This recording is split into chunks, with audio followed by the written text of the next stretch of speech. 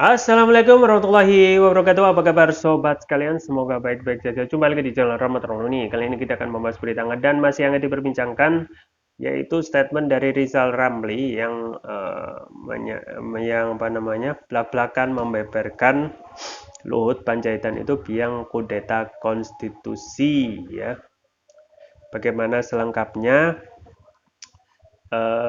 Kita lihat sebelumnya memang kita ketahui bahwasanya LBP atau Luhut Binsar Panjaitan ya sudah banyak dikritik, ya. Jangankan eh, apa namanya dari orang luar pemerintahan, tetapi orang dari the ruling party yaitu PDIP itu juga sudah mengkritik habis peran Luhut Binsar Panjaitan. Ini sesuai yang dilansir oleh lawjustice.co, ya. Rizal Ramli, Luhut Panjaitan biang kudeta konstitusi. Langsung saja kita baca. Ekonom senior yang juga tokoh nasional Rizal Ramli belak-belakan membeberkan soal operasi politik Menko Marves Luhut Binsar Panjaitan untuk kudeta konstitusional agar terjadi penundaan pemilu. Mantan Menko Kemaritiman itu menyebut Luhut menggunakan pihak yang bermasalah secara hukum agar penundaan pemilu sukses. Hal itu diungkapkan Rizal Ramli dalam acara Adu Perspektif yang ditayangkan Detikcom berkolaborasi dengan Total Politik.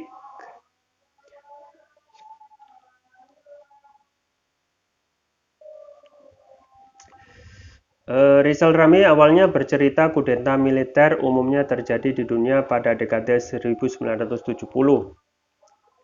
Sedangkan kudeta konstitusi pada dekade 1980. Nah, ternyata biangnya kudeta konstitusi itu temannya Pandana Baban sama teman saya, Bang Luhut Panjaitan. Nah, saya tahu cara kerja Luhut Panjaitan selalu cari orang bermasalah untuk dibikin bagian dari operasi itu. Istilah dia sama saya, dia pernah ngomong sama saya, Zal, ya Rizal maksudnya, Zal, lu itu politiknya hitam putih, kita itu perlu politik supaya kita orang bermasalah, kita pasangin tali di hidungnya kayak kerbau supaya bisa diperintahkan kiri kanan, kata Rizal Ramli. Rizal Ramli bercerita juga bagaimana Luhut ingin mantan Ketua DPR RI Setia Novanto menjadi Ketua Umum Golkar. Inilah modus operasi daripada temannya Luhut Panjaitan waktu dia ngotot agar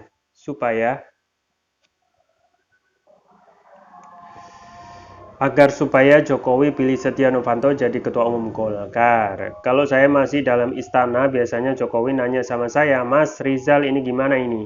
Saya bilang, jangan Mas. Novanto itu banyak masalah, nanti kita sibuk ngurusin limbahnya saja, ujar Rizal. Rizal kemudian menceritakan saat Luhut memintanya melobi Jokowi agar mendukung Novanto menjadi Ketua Umum Golkar kala itu. Namun ketika itu Rizal menolak permintaan Luhut. Akhirnya Bang Luhut ngajak saya makan siang, Zal. Makan siang, Zal, lu bantuin dong. Karena Jokowi pasti nanya sama lu. Nih soal begini, bantuin apa? Lu bantu dong lobby Jokowi supaya dukung Novanto sebagai Ketua Umum Golkar. Saya bilang gue kagak mau. Dia bilang, lu Zal, politik lu hitam putih. Kita itu perlu orang bermasalah supaya kayak kerbau dipegang hidungnya. Saya bilang, Bang, jangan samain gue sama lo, kenapa? Emang lo otaknya kayak kagak bener kok. Beda sama kita, ucap Rizal. Operasi kudeta konstitusi. Rizal mengatakan dirinya memang teman dekat Luhut, sehingga dia bicara langsung pada intinya dengan Luhut. Rizal pun kembali bercerita soal operasi politik Luhut dengan menyinggung 3 ketua umum partai politik. Nah, operasi politik itu menggunakan orang-orang bermasalah secara hukum, yaitu pasien rawat luar dari KPK namanya Muhaimin Iskandar.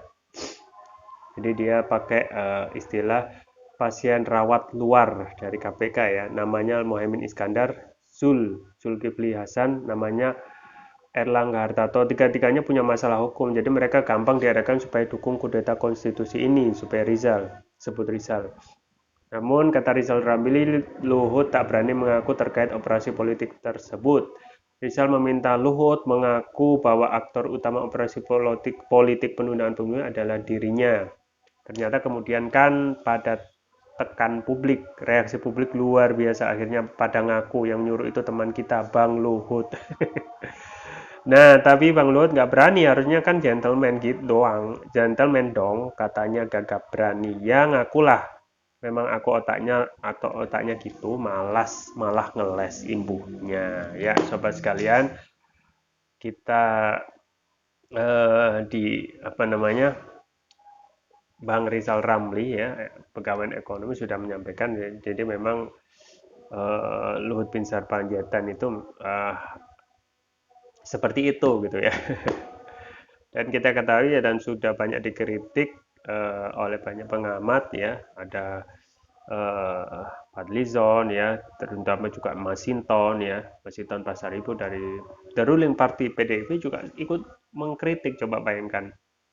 Jadi PDIP Pak Jokowi itu dikritik oleh partainya sendiri. Ini kan berarti masalah gitu ya. Berarti ada ketidakselarasan dalam hal gerak politik pemerintah dengan juga dengan partai pendukung pemilu, yaitu partai pemenang pemilu, the ruling party, PDIP gitu ya.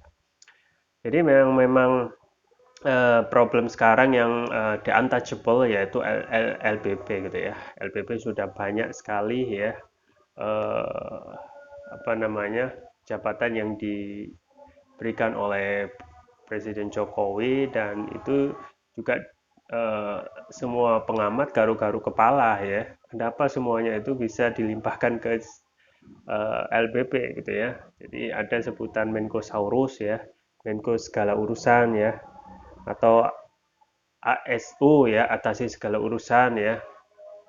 Itu juga sering disampaikan oleh para pengamat gitu ya, seakan-akan memang dan jadi rahasia umum yang menjalankan pemerintah ini bukan Presiden Jokowi tetapi Pak LBP, dan itu sudah banyak disampaikan oleh para pengamat. Yang kita sesalkan dan sudah dibeberkan belak-belakan oleh Rizal Ramli, ya memang yang harus kita apa namanya kita waspadai adalah jangan sampai gitu ya aktivitas untuk melakukan agar isu penundaan pemilu itu benar-benar terjadi gitu ya. Sudah banyak sekali indikasi-indikasi yang sudah dijalankan ya, tetapi memang penolakan publik itu sudah sangat masif ya. Misalnya tentang big data 110 juta yang memang banyak sekali apa namanya pengamat ya, termasuk Donald Trump yang sudah mengatakan ya tidak mungkin ya, kalaupun dinaikkan 1000 kali ya itu masih 77.000 ya, ataupun dari Lanyala Mataliti ketua DPD itu maksimal 1 juta gitu, nggak sampai 110 juta percakapan di media sosial itu mendukung penundaan pemilu ya. Nah, kalau kita melihat logika saja, sekarang banyak sekali permasalahan dari rakyat yang tidak terselesaikan gitu ya. Ditunda pemilu itu logikanya dari mana gitu ya. Kita lihat ya, harga-harga kebutuhan pokok naik ya, naiknya juga nggak naik sedikit, naik signifikan ya. Harga-harga kebutuhan pokok ya, kemudian yang paling menghebohkan adalah minyak goreng ya, coba bayangkan ya, minyak goreng ini kita juga tepuk jidat ya. Bayangkan negara penghasil CPO terbesar di dunia ya, bahan baku minyak goreng, kok bisa minyak gorengnya itu mahal ya, ataupun kemarin kok bisa ya sampai antri ya, bahkan sudah menelan korban jiwa, dan itu juga patut jadi pertanyaan gitu, gimana kepemimpinan dari pemerintah untuk mengurusi rakyat seperti ini gitu ya. Dan itu memang uh, dan nggak mungkin lah ya, orang yang punya logika akal sehat itu melihat kondisi susah ya, pemerintah yang banyak melakukan apa namanya gagal untuk mensejahterakan rakyat ya, justru rakyat ingin merasa diperpanjang ya, itu akal sehat itu harus dipertanyakan. Nah, memang kita patut curiga gitu ya, memang yang paling signifikan adalah banyaknya proyek yang tidak akan selesai ketika masa pemerintahan Pak Jokowi itu selesai ya 2024 atau misalnya proyek IKN yang tidak mungkin akan banyak sekali kemungkinan tidak akan selesai ya, yang kemungkinan nanti ingin mengadakan upacara bendera pada tahun 2024 di IKN itu kan susah susah juga ya, mengingat bahwasanya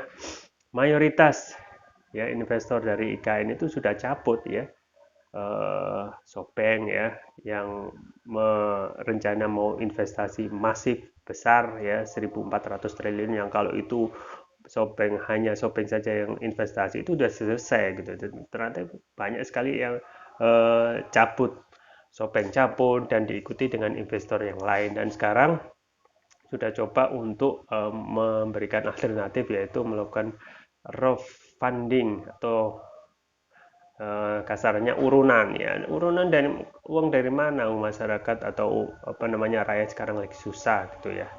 Nah, memang ada kalau tidak ada api ya tidak ada asap kalau tidak ada api gitu ya. Pasti ada yang menjadi maksud penundaan pemilu yaitu big project. Salah satunya ada project IKN dan juga kepentingan-kepentingan lain. Dan ini memang sobat sekalian ya, meskipun penundaan pemilu itu isunya sudah meredah ya, bisa jadi nanti itu jelang akhir masa pemerintahan misalnya 2023 itu akan mengemuka lagi ya.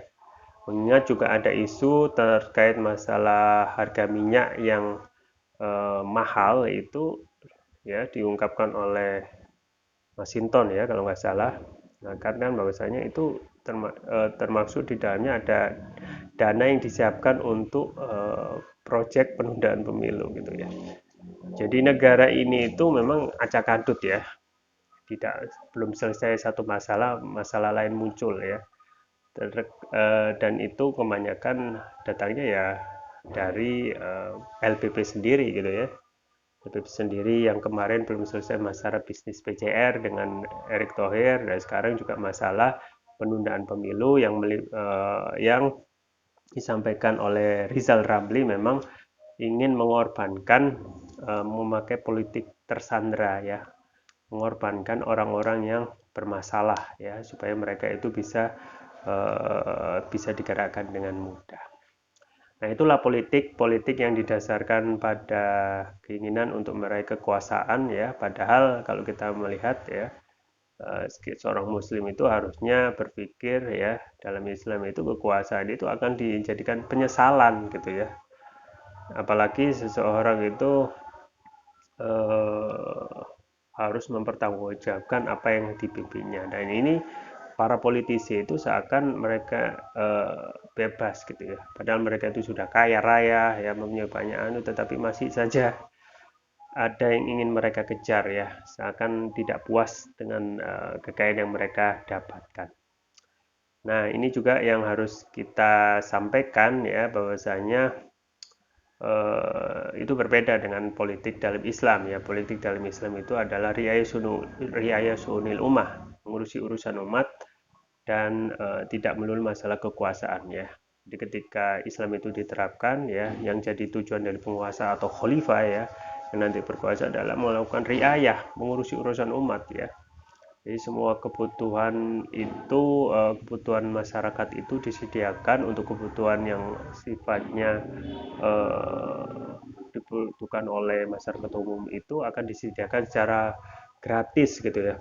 Kalaupun bayar itu dibayar dengan biaya murah ya. Apapun itu untuk jalan raya ya, kemudian juga BBM itu termasuk kalaupun itu memang kalau kita melihat pemerintahan Islam misalnya pada pemerintahan Khalifah Umar bin Abdul Aziz ya 2 tahun masa pemerintahan 99 sampai 101 Hijriah itu tidak ada orang yang berhak menerima zakat karena makmurnya zaman pada waktu itu. Nah, beda pada saat sekarang yang seseorang jadi penguasa itu rebutan ya, padahal kita ketahui nanti akan dipertanggungjawabkan. Ya, kita juga tunggu ya apakah akan ada counter attack dari LBP terkait masalah statement dari Rizal Ramli ya. Yang jelas memang semua masyarakat sudah menjadi tahu gitu, menjadi rahasia umum bahwasanya yang dominasi di negara ini ya bukan presiden ya, tetapi LBP itu sendiri. Ya, itu yang bisa saya sampaikan. Semoga bermanfaat. Jangan lupa like, share, dan subscribe. Sampai jumpa lagi. Wassalamualaikum warahmatullahi wabarakatuh.